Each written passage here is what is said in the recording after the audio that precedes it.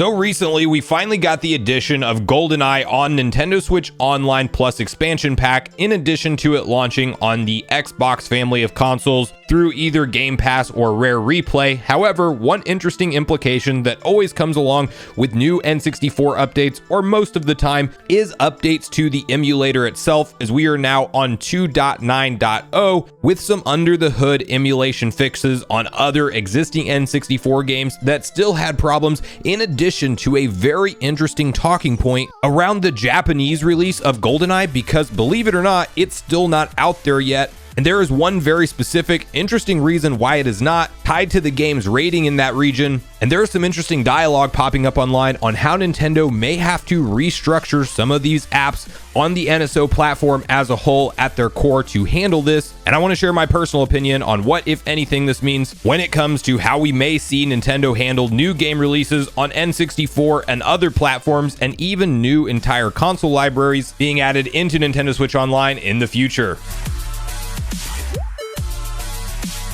What's up, Nation? If it's your first time on the channel, make sure you join Sunbro Nation by subscribing below, hit the like button on this video if you enjoy it today, and make sure you turn on your bell notification icon so you're kept up to date with all the newest gaming news. And as mentioned, guys, today we are discussing Nintendo Switch Online, the recent update that did go live, which of course was the long-awaited announcement and confirmation that GoldenEye is now playable and available on the service. And there was a ton of hype and speculation leading into that official launch of the game, because Nintendo simply said coming soon at their direct presentation, and then multiple months went by, and we even went to a different calendar year from when they said coming soon, and we still didn't have the game live on the service. And that all changed in the end of January, with clearly now the game being playable on both Nintendo Switch Online and Xbox, albeit with some interesting control issues along the way. You can do some interesting button remapping to make it feel more like a modern shooter, but there are still silly hoops you have to jump through to get that done. All that said, though, I'm still having a ton of fun with the game, with local multiplayer and progressing through some of the campaigns so far. But one interesting thing that does tend to happen more often than not when it comes to Nintendo Switch Online new game additions is we actually see the emulator app itself updated to a new version, and Nintendo has corrected a lot of the original complaints that I had with the service since it was originally launched. You may remember back in the past us talking about things like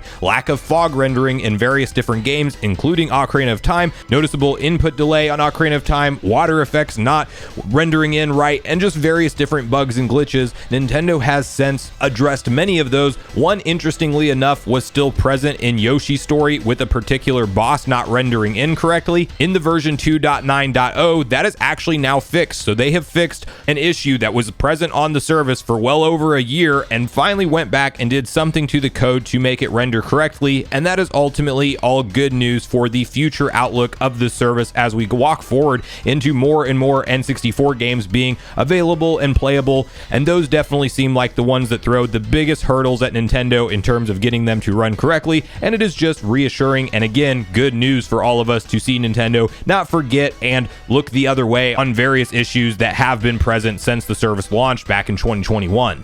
Now, besides that good news portion of the update, there is something interesting going on with GoldenEye and the Japanese release of this game, because as mentioned in the North American Direct and even the European Direct, we saw that coming soon. It clearly showed 2023 in the Japanese Direct, which was an interesting point of contention online, and for myself personally, thinking why would it launch at a different time in different regions? It doesn't make a whole lot of sense, but there is actually a reason behind it. And to get on the same page with that, and also what could have to be changed at its core in NSO going forward when it comes to how Nintendo categorizes these different games based off their ratings and things, I do want to hop over to an interesting blog post from Luigi Blood, who is a well-known data miner online. I will have his Twitter linked and the blog post linked in the description down below should you want to read through the entire thing, because there's also some interesting discussion around how GoldenEye runs and the quality of the emulation. But towards the bottom of the blog post, he does actually go on to detail what's going on with the Japanese release of GoldenEye and what it could ultimately mean for the future of NSO.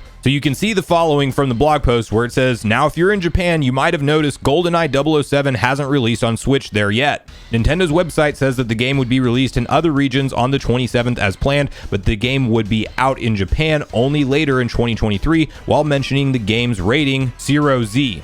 This is kind of important because this is the highest rating. Japan have strict laws about this, and you can't let kids access the game easily. Aside from the very weird rating, this means a lot. This means Nintendo has to do something about parental controls about this game. There's two ways they could deal with this. Either they just make a 18 plus N64 NSO app with the game rated 18 plus instead of teen or 16 plus like in other regions, or they do have to add some parental controls check inside the app preventing access in a dynamic way per account. The thing is, I've seen how the application manages the game library user interface. It's very flexible in what it can show/hide. Just seeing how it manages European games, or the case of region locking applied in Korea to hide Magical Drop 2 SNES and F-Zero X N64.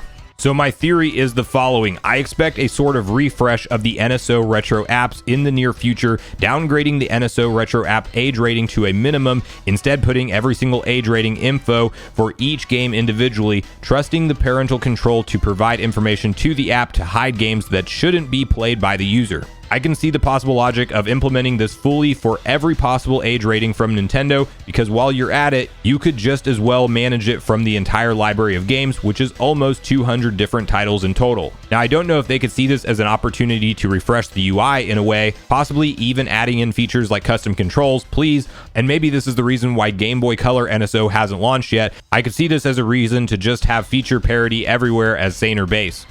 Now, while this doesn't for sure confirm anything on how Nintendo will handle age ratings with N64 games and all of their console library of games going forward, it is an interesting door to open when it comes to a thought process that maybe Nintendo could start to look at some of the more mature rated games in their NES, SNES, and especially N64 libraries that could be added into the service if done right, because there's always been that whole conversation about Nintendo may not entertain the idea of throwing games like Conker's Bad Fur Day onto the service because of its more mature nature of gameplay, and there's a ton of different titles that would, in theory, maybe be excluded from being looked at to the service. But if Nintendo does indeed bake in some kind of parental control and app refresh at its core that will allow those to exist in a separate area of the app, or just being able to turn on parental controls to control who has access to those games, it then opens the door for any game with any rating from any time period to now be in the conversation. And I definitely think that that is an exciting prospect, not to mention the fact that we are very long overdue for some kind of UI refresh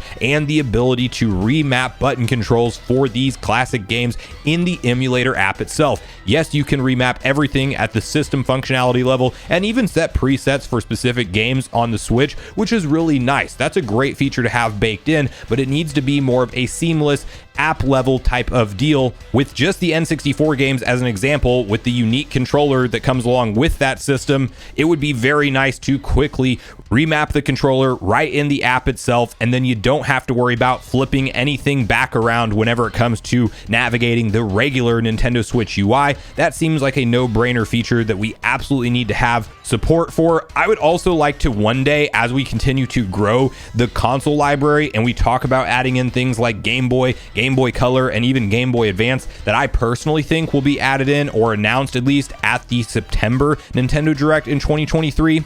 We already know that there's working emulators for those consoles that have leaked out online. I definitely could see them doing something like eventually making it a more seamless experience to hop between the emulators, as opposed to having them all as their own individual app that you have to go out to the main screen to access. Maybe we just have one central NSO app hub, as we do kind of have that today, but it's more of an advertisement for the service and gives you the option to boot up the apps individually. It would be nice to have that hub be centralized and you're just quickly able to jump between all of the different library of games and remap the controls for each individual system all under one app.